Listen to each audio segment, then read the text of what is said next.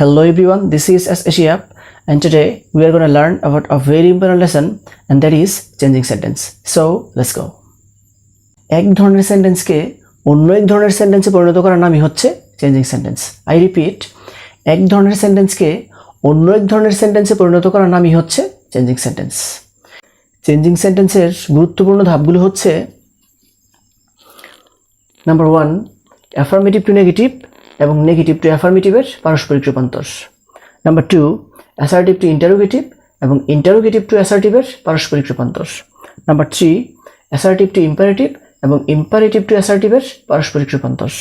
Number 4, assertive two optative এবং optative two অ্যাসার্টিভের পারস্পরিক রূপান্তর। নাম্বার 5, অ্যাসার্টিভ টু এক্সক্লামেটরি এবং এক্সক্লামেটরি টু অ্যাসার্টিভের পারস্পরিক রূপান্তর। নাম্বার 6, সিম্পল টু কম্পাউন্ড এবং কম্পাউন্ড টু কমপ্লেক্স এর পারস্পরিক রূপান্তর। নাম্বার 7, পজিটিভ টু কম্পারেটিভ এবং কম্পারেটিভ টু সুপারলেটিভের পারস্পরিক রূপান্তর। নাম্বার 8, অ্যাক্টিভ টু প্যাসিভ এবং প্যাসিভ টু অ্যাক্টিভের পারস্পরিক রূপান্তর। I repeat, affirmative to negative এবং নেগেটিভ টু অ্যাফার্মেটিভের পারস্পরিক রূপান্তর, অ্যাসার্টিভ টু ইন্টারোগেটিভ এবং ইন্টারোগেটিভ টু অ্যাসার্টিভের পারস্পরিক রূপান্তর, অ্যাসার্টিভ টু ইম্পারেটিভ এবং ইম্পারেটিভ টু অ্যাসার্টিভের পারস্পরিক রূপান্তর, অ্যাসার্টিভ টু অপটেটিভ এবং অপটেটিভ টু অ্যাসার্টিভের পারস্পরিক রূপান্তর, তারপর অ্যাসার্টিভ টু এক্সক্লামেটরি এবং এক্সক্লামেটরি টু অ্যাসার্টিভের পারস্পরিক রূপান্তর, তারপর সিম্পল টু কম্পাউন্ড এবং কম্পাউন্ড টু কমপ্লেক্সের পারস্পরিক রূপান্তর, তারপর পজিটিভ টু কম্পারেটিভ এবং কম্পারেটিভ টু সুপারলেটিভের পারস্পরিক রূপান্তর এবং অ্যাক্টিভ টু প্যাসিভ এবং প্যাসিভ টু অ্যাক্টিভের পারস্পরিক রূপান্তর। প্রথমে আমরা শিখব affirmative to negative. Affirmative to নেগেটিভের প্রথম নিয়মটা হচ্ছে অ্যাফার্মেটিভ সেন্টেন্সকে নেগেটিভ করতে হলে অক্সিলারি ভার্বের পরে নট বসাতে হবে এবং অ্যাফার্মেটিভ শব্দটির নেগেটিভ শব্দ বসাতে হবে। আই রিপিট, অ্যাফার্মেটিভ সেন্টেন্সকে নেগেটিভ করতে হলে অক্সিলারি ভার্বের পরে নট বসাতে হবে এবং অ্যাফার্মেটিভ শব্দটির নেগেটিভ শব্দ বসাতে হবে। আর অক্সিলারি ভার্ব না থাকলে টেন্স অনুসারে ডু নট অথবা ডাজ নট অথবা ডিড নট বসাতে হবে এবং অ্যাফার্মেটিভ শব্দটির নেগেটিভ শব্দ বসাতে হবে। অক্সিলারি ভার্ব না থাকলে টেন্স অনুসারে ডু নট অথবা ডাজ নট অথবা ডিড নট বসাতে হবে এবং অ্যাফার্মেটিভ শব্দটির নেগেটিভ শব্দ বসাতে হবে। For example, he is a good boy, এটা হচ্ছে একটা অ্যাসার্টিভ সেন্টেন্স, তার মধ্যে সেন্টেন্সটা হচ্ছে অ্যাফার্মেটিভ, করতে হবে নেগেটিভ। আর অ্যাফার্মেটিভ সেন্টেন্সকে নেগেটিভ করতে হলে অক্সিলারি ভার্বের পরে নট, এই যে ইজ অক্সিলারি ভার্ব, অক্সিলারি ভার্বের পরে আমরা লিখছি নট, অক্সিলারি ভার্বের পরে নট বসাতে হবে এবং অ্যাফার্মেটিভ শব্দটির নেগেটিভ শব্দ বসাতে হবে। গুডের নেগেটিভ শব্দ হচ্ছে ব্যাড। তারপরে সেন্টেন্সটা হচ্ছে he is an active man, তিনি একজন কর্মঠ লোক। এটা একটা অ্যাফার্মেটিভ সেন্টেন্স, করতে হবে নেগেটিভ। আর অ্যাফার্মেটিভ সেন্টেন্সকে নেগেটিভ করতে হলে অক্সিলারি ভার্বের পরে নট বসাতে হবে, এই যে ইজের পরে আমরা লিখছি নট এবং অ্যাফার্মেটিভ শব্দটির নেগেটিভ শব্দ বসাতে হবে। অ্যাক্টিভের নেগেটিভ শব্দ হচ্ছে ইনঅ্যাক্টিভ।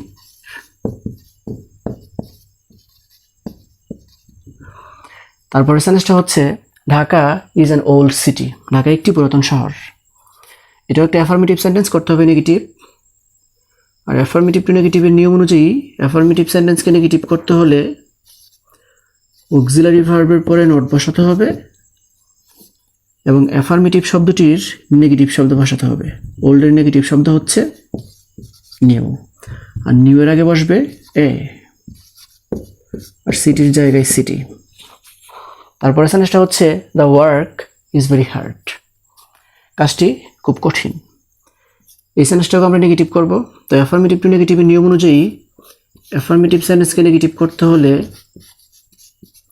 অক্সিলারি ভার্বের পরে নট বসাতে হবে, যে ইজ হচ্ছে অক্সিলারি ভার্ব, অক্সিলারি ভার্বের পরে আমরা লিখছি নট এবং অ্যাফার্মেটিভ শব্দটির নেগেটিভ শব্দ বসাতে হবে।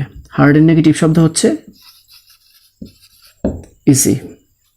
তারপরে সেন্টেন্সটা হচ্ছে the shirt is very dirty, শার্টটি খুবই নোংরা। এই সেন্টেন্সটা একটা অ্যাফার্মেটিভ সেন্টেন্স, করতে হবে নেগেটিভ। আর অ্যাফার্মেটিভ টু নেগেটিভের নিয়ম অনুযায়ী অ্যাফার্মেটিভ সেন্টেন্সকে নেগেটিভ করতে হলে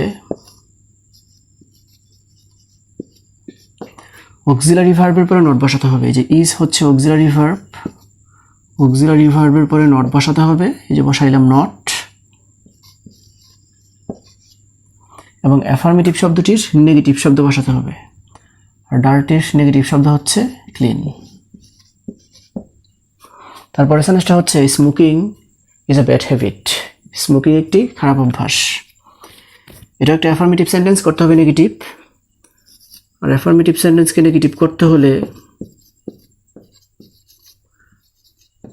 অক্সিলারি ভার্বের পরে নট বসাতে হবে। এই যে ইজের পরে আমরা লিখছি নট, এবং অ্যাফার্মেটিভ শব্দটির নেগেটিভ শব্দ বসাতে হবে। ব্যাডের নেগেটিভ শব্দ হচ্ছে গুড।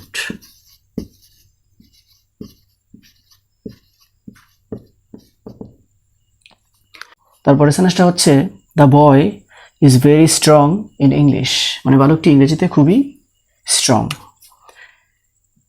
তো অ্যাফার্মেটিভ টু নেগেটিভের নিয়ম অনুযায়ী অ্যাফার্মেটিভ সেন্টেন্সকে নেগেটিভ করতে হলে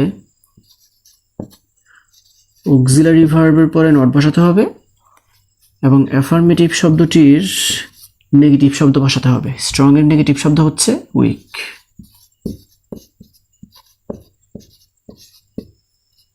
English.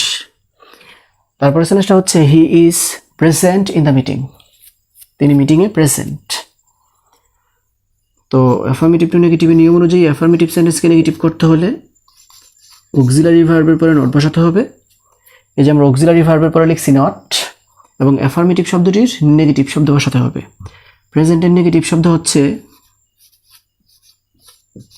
Absent in the meeting. তারপরের সেন্টেন্সটা হচ্ছে he is an honest man, তিনি একজন সৎ লোক। এটা একটা অ্যাফার্মেটিভ সেন্টেন্স, করতে হবে নেগেটিভ। আর অ্যাফার্মেটিভ সেন্টেন্সকে নেগেটিভ করতে হলে অক্সিলারি ভার্বের পরে নট বসাতে হবে। এই যে অক্সিলারি ভার্বের পরে আমরা লিখছি নট, অক্সিলারি ভার্বের পরে নট বসাতে হবে এবং অ্যাফার্মেটিভ শব্দটির নেগেটিভ শব্দ বসাতে হবে। অনেস্টের নেগেটিভ শব্দ হচ্ছে ডিসঅনেস্ট। ডিসঅনেস্টের আগে বসবে এ, ডিসঅনেস্ট ম্যান। তারপরে সেন্টেন্সটা হচ্ছে হি অবেস হিজ মাদার, সে তার মাকে মান্য করে। এটা একটা অ্যাফার্মেটিভ সেন্টেন্স, করতে হবে নেগেটিভ, কিন্তু এই সেন্টেন্সের মধ্যে কোনো অক্সিলারি ভার্ব নেই। আর অক্সিলারি ভার্ব না থাকলে টেন্স অনুসারে ডু নট অথবা ডাজ নট অথবা ডিড নট বসাতে হবে এবং অ্যাফার্মেটিভ শব্দটির নেগেটিভ শব্দ বসাতে হবে। এখন ডু নট নাকি ডাজ নট নাকি ডিড নট, এগুলোর মধ্যে কোনো কিছু বসানোর আগে আমাদেরকে টেন্স দেখতে হবে। যদি সেন্টেন্সটা প্রেজেন্ট ইনডিফিনিট টেন্সে থাকে তাহলে আমরা ডু নট অথবা ডাজ নট থেকে কোনো কিছু ব্যবহার করব, আর যদি সেন্টেন্সটা পাস্ট ইনডিফিনিট টেন্সে থাকে আমরা বসাবো ডিড নট। এখন যেহেতু সাবজেক্টের পরে ভার্বের প্রেজেন্ট ফর্ম অথবা যেহেতু সাবজেক্টের পরে ভার্বের সাথে এস যুক্ত আছে, এই কারণে সেন্টেন্সটা হচ্ছে প্রেজেন্ট ইনডিফিনিট টেন্স। আর প্রেজেন্ট ইনডিফিনিট টেন্সের সময় ডু নট অথবা ডাজ নট বসে, ডিড নট বাদ। তবে এখনও সমস্যা আছে ডু নট নাকি ডাজ নট। যেহেতু সাবজেক্টে থার্ড পারসন সিঙ্গুলার নাম্বার, এই কারণে আমরা ব্যবহার করব does not. He does not, আর অবের নেগেটিভ শব্দ হচ্ছে ডিসঅবে, his mother.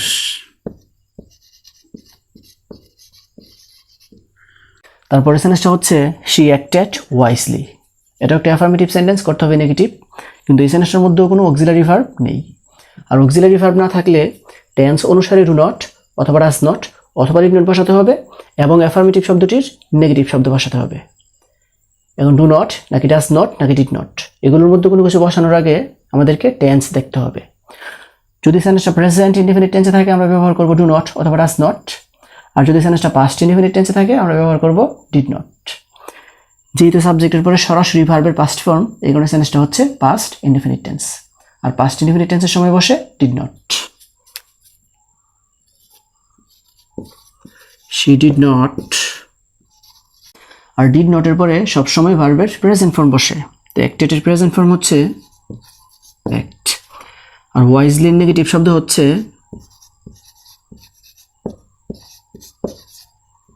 unwisely. So viewers, I hope you understand this, and that's all for the time being. See you again. Wish you all the best of luck. Goodbye.